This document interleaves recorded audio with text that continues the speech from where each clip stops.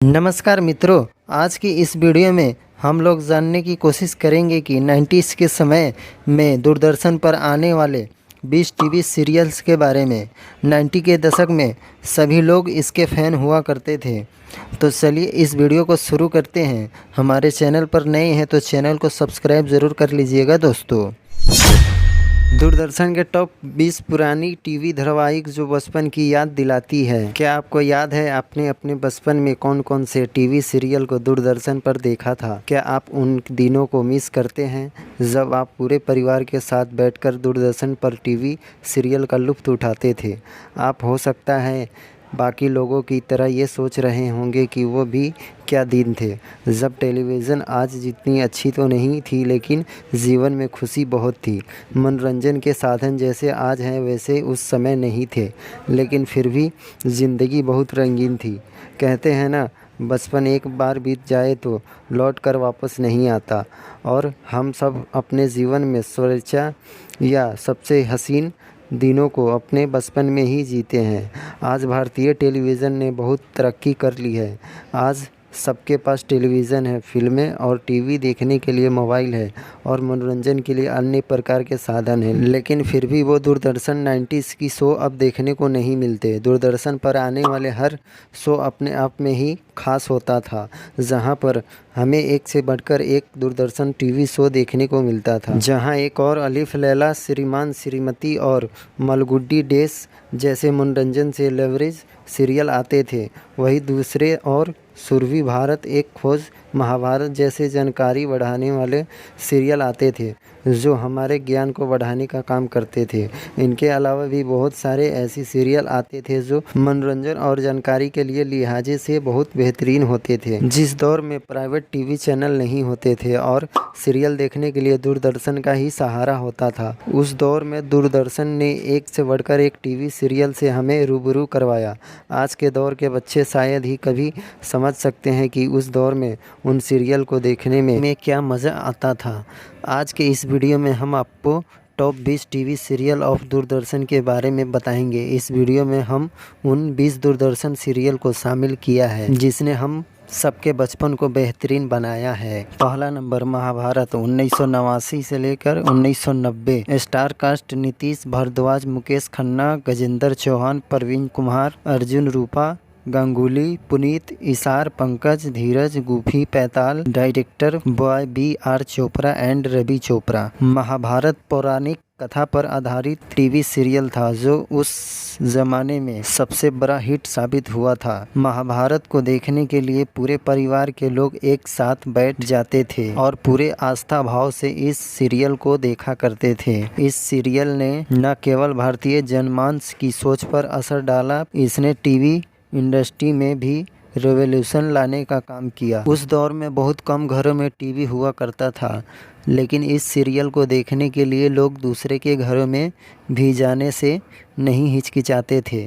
महाभारत को जिस तरीके से उस ज़माने में कम साधन होने के बावजूद हिट करवाया गया था, शायद ही आज फिर से हर तरह के साधन होने के बाद भी किसी सीरियल को हिट करवाना मुश्किल है। B.R. चोपड़ा और रवि चोपड़ा की महाभारत के बाद भी अन्य शो इसी कहानी पर बने, लेकिन उनको वो वाली प्रतिष्ठा नहीं मिली जो उस दौर की महाभारत को मिली थी।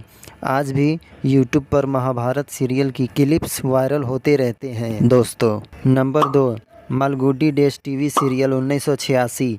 मशहूर कार्टूनिस्ट R.K. नारायण की लघु कहानियाँ की किताब से प्रेरित यहाँ टीवी सीरियल शुरू हुआ था। ये सीरियल वर्ष 1986 में टेलीकास्ट हुआ था, जिसका निर्देशन S. शंकर नाग और कविता लंकेश ने किया था। यह सीरियल उस समय बहुत पॉपुलर हुआ था। इसकी पॉपुलैरिटी का अंदाज़ा इस बात से ही लगाया जा सकता है कि आज भी YouTube पर इस सीरियल को खूब देखा जाता है। इस सीरियल की जो दूसरी खास बात है वो है इसका बेहतरीन म्यूज़िक, जिसको हर कोई पसंद करता है।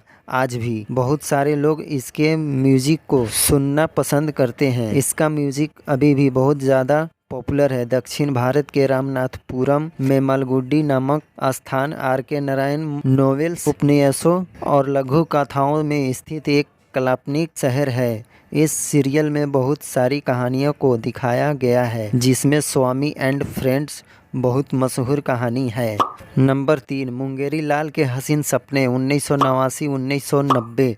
मुंगेरी लाल के हसीन सपने धारावाहिक को प्रकाश झा ने बनाया था। अगर आज हम किसी को दिन में ख्वाब देखते हुए देख ले तो हम उसे कह देते हैं कि मुंगेरी लाल का हसीन सपने देख रहा है। यह मुहावरा इसी सीरियल के बाद से शुरू हुआ था। यह सीरियल अपने दौर में बहुत प्रसिद्ध हुआ था। हर घर में इनको देखा जाता था। जिनके घर में टीवी नहीं भी था वो भी दूसरे के यहाँ जाकर दूरदर्शन पर आने वाले इस सीरियल को देखते थे। साल 1989-90 में दूरदर्शन पर मुंगेरी लाल के हसीन सपने धारावाहिक आया करता था और ये इतना ज़्यादा लोकप्रिय था कि लोग इस वाक्य को आम बोलचाल में इस्तेमाल करने लगे और आज ये एक स्टिक मुहावरा बना हुआ है। सेक्टर रघुवीर यादव ने इस सीरियल में मुंगेरी लाल को मुख्य किरदार निभाया था। मुंगेरी लाल बिहार के मुंगेर ज़िले में रहता था।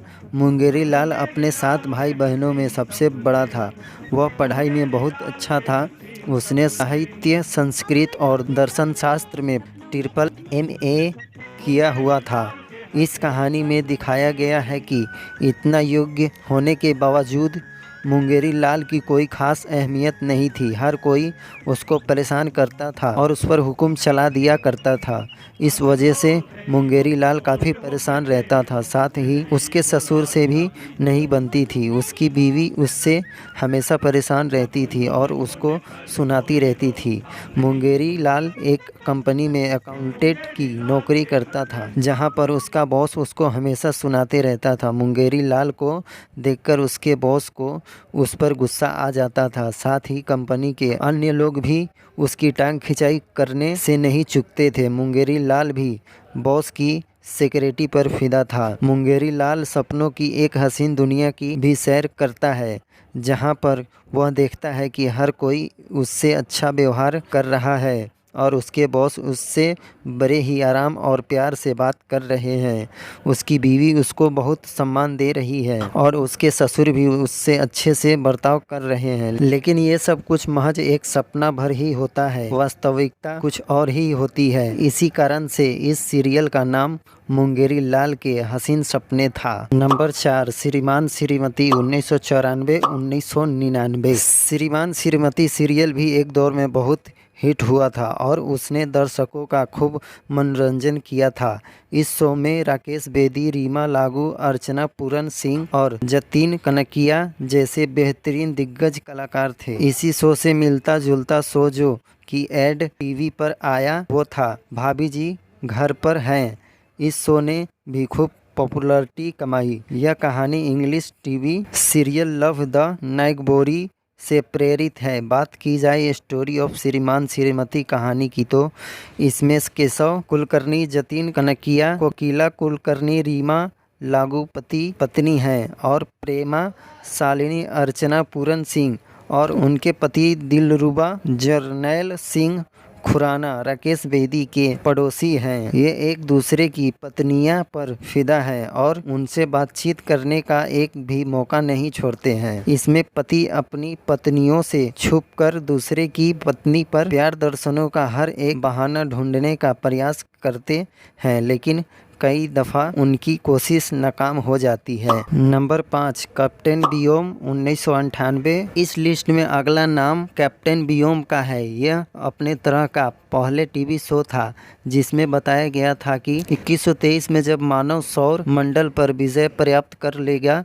और दूसरे ग्रह पर आधिपत्य स्थापित कर उन पर अंतरिक्ष स्टेशन स्थापित करेगा। यहाँ शो फ्यूचर की बात को तो बताने वाला अपनी कैटेगरी प्रथम टीवी सीरियल था।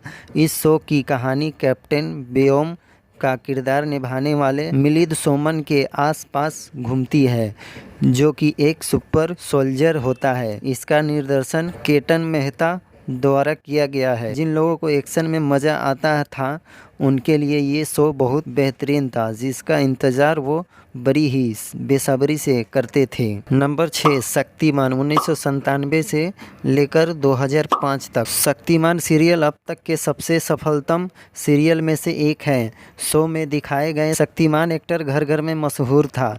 छोटे बच्चे शक्तिमान को अपना हीरो मान उसकी नकल करने की नाकाम कोशिश करते रहते थे। शक्तिमान सीरियल ने फिक्शन को एक नया आयाम देने का काम किए। शक्तिमान के किरदार के रूप में शक्तिमान मुकेश खन्ना ने अपनी एक अलग ही छाप लोगों के दिलों दिमाग पर छोड़ी। इस सीरियल के बाद वो घर घर में शक्तिमान के नाम से ही मशहूर हो गए। इस सीरियल ने बच्चों को इतना ज़्यादा प्रभावित किया था कि इसकी बैन करने की बात कही जाती है, क्योंकि बच्चे शक्तिमान की नकल कर खुद को घायल कर लेते थे। कहानी में दिखाया गया है कि कैसे शक्तिमान मुसीबत में पड़े लोगों की जान बचाने का काम करता है। Number 7, Byomkesh Bakshi TV serial 1993-1997। यह अपने आप में किसी जासूस का वास्तविक जीवन बोयोमेक्स बक्सी पर आधारित अपने तरह की पहला सीरियल था। निस्संदेह इस तरह के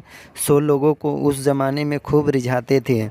80 दशक और 90 दशक के बच्चे आज भी इन सीरियल्स को मिस करते हैं, और अगर उन्हें इनकी छोटी सी क्लिप भी किसी सोशल मीडिया साइट पर मिल जाती है तो वो उसे आज भी पूरे उत्साह से देखते हैं।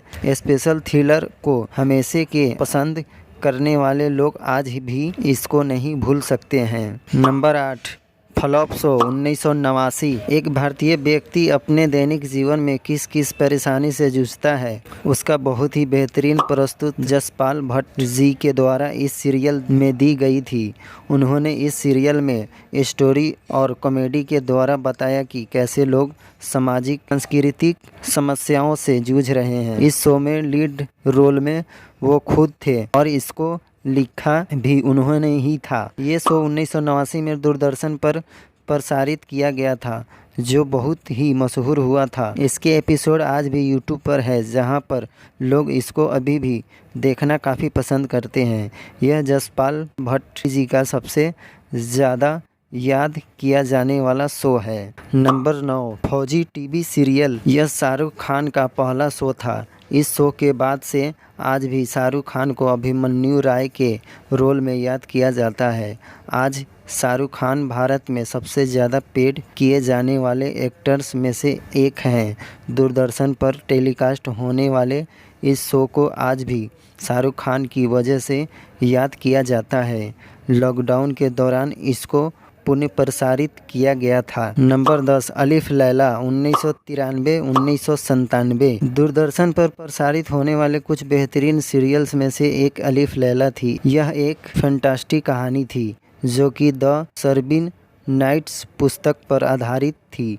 इस सीरियल में आकर्षक चरित्र, उड़ने वाले कालीन, परियों और दीपक आदि कहानियों का संग्रह था, जो लोगों को खूब पसंद आता था। इस सीरियल को पसंद करने वाले की एक लंबी कतार है, जो इसका बड़ी ही बेसब्री से इंतज़ार करते थे। नंबर 11, 1988, भारत एक खोज। आज के दौर में जहां लोग केवल मनोरंजन देखना पसंद करते हैं और ऐतिहासिक से संबंधित महत्वपूर्ण जानकारी जानने के इच्छुक नहीं होते हैं, 90 के दौर में एक सीरियल बहुत पॉपुलर हुआ जिसका नाम भारत एक खोज था। इस सीरियल में रामायण, स्मार्ट अशोक, कालिदास, अकबर आदि से संबंधित ऐतिहासिक दृष्टिकोण से उनके बारे में जानकारी मुहैया करवाने का काम किया। शायद और आसान तरीके से इन शो ने अपनी बात को लोगों तक पहुंचाया और उन्हें जागरूक करने का काम किया। Number 12, Chanakya and epic saga 1991-1992। भारत के निर्माण में जिस व्यक्ति का बहुत बड़ा योगदान रहा, उनका नाम आचार्य चाणक्य था। उन्होंने भारत की सीमा की सुरक्षा और उसकी राष्ट्रीय असीमता को बचाने के लिए जो काम किया, उसको इस शो में बड़े ही अच्छे ढंग से दिखाया गया है। ये शो उस समय बहुत मशहूर हुआ था। आज भी यूट्यूब पर इसके बहुत सारे क्लिप्स उपलब्ध हैं, जिसको खूब शेयर किया जाता है। आज के युवा भी इन क्लिप्स के द्वारा प्रेरणा पाने का काम करते हैं। चाणक्य अगर न होते तो भारत की स्थिति इतिहास में शायद कुछ और ही होती। हमें इस शो ने समझाया है। इस सीरियल को 90s के लोग बहुत पसंद करते हैं। इस सीरियल को निर्देशन चंद्र प्रकाश द्विवेदी ने किया और स्वयं उन्होंने चाणक्य का किरदार भी निभाया था। नंबर 13 जंगल बुक 1989-1990। जंगल बुक बच्चों के पसंदीदा कार्यक्रमों में से एक था जिसे देखने का इंतजार बच्चे बड़ी ही बेसब्री से करते थे।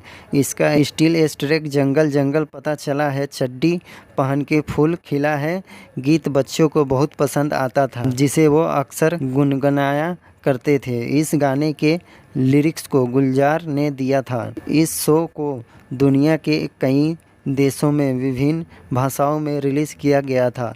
भारत में इसका नाम जंगल बुक था, जिसको बच्चे में काफ़ी लोकप्रिय मिली थी। नंबर 14 चित्रहार 1982 2%। दूरदर्शन पर प्रसारित होने वाला यह सबसे लंबे शो में से एक है। यह एक म्यूजिक प्रोग्राम है जिसमें गाने का संघर्ष को दिखाया जाता है। 80 और 90 में ये सब बहुत ज़्यादा लोकप्रिय हुआ करता था, क्योंकि उस दौर में म्यूजिक सुनने के लिए बहुत कम संसाधन हुआ करते थे।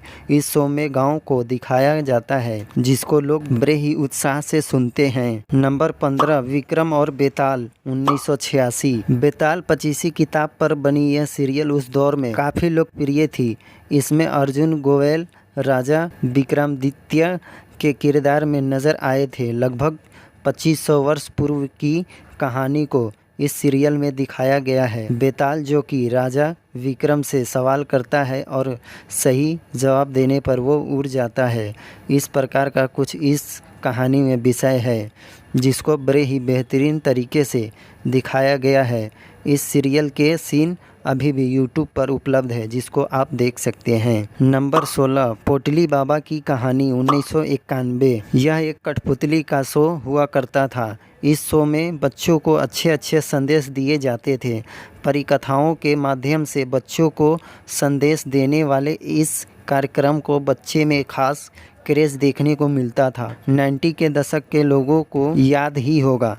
इस शो ने उनके बचपन को बेहतरीन बनाने के साथ साथ उनका सामाजिक संदेश देने का भी काम किया था। नंबर 17 रामायण 1987-1988। भगवान श्री राम की कहानी पर आधारित रामायण को लोग बड़े ही आदर सम्मान की नज़र से देखते थे। आज भी रामायण की वो यादें लोगों के दिलो दिमाग में बसी हुई है, जहां पूरा परिवार मिलकर इस सीरियल को एक साथ देखता था। इस शो में भगवान राम का किरदार निभाने वाले अरुण गोविल ने इस किरदार को बड़े ही अच्छे तरीके से निभाया था। भगवान राम के किरदार में उनकी जगह किसी और की कल्पना करना संभव नहीं, कोई भी उनके जगह नहीं ले सकता।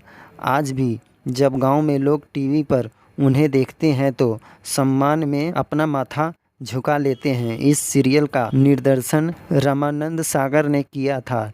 इस वजह से इसका नाम रामानंद सागर रामायण भी पड़ गया था। नंबर 18 स्वाभिमान 1994-1997। जब 90 की सीरियल की बात हो तो इस डेली सॉप को कैसे भूल सकते हैं। यह कहानी एक जवान और हसीन लड़की जिसका नाम स्वेतलाना होता है, उसके आसपास घूमती है। यहाँ डेली सॉप घर घर में फेमस था, जहाँ पर लोग इसको बड़े ही इत्मीनान से देखते थे। इस सीरियल का निर्देशन महेश भट्ट और डोबली डे ने किया, जबकि इसका स्क्रिप्ट को प्रसिद्ध सत्यभाकर और उपन्यासकार शोभा डे ने लिखा था। नंबर 19 तेनाली रामा 1990 में प्रसारित होने वाले इस कार्यक्रम को तेनाली राम की कहानियों से प्रेरित है। इस शो में तेनाली राम की अलग अलग कहानियों को दिखाया गया है। लीड रोल में विजय कश्यप, अनंत देसाई, संध्या सुधाकर है। वही इसका निर्देशन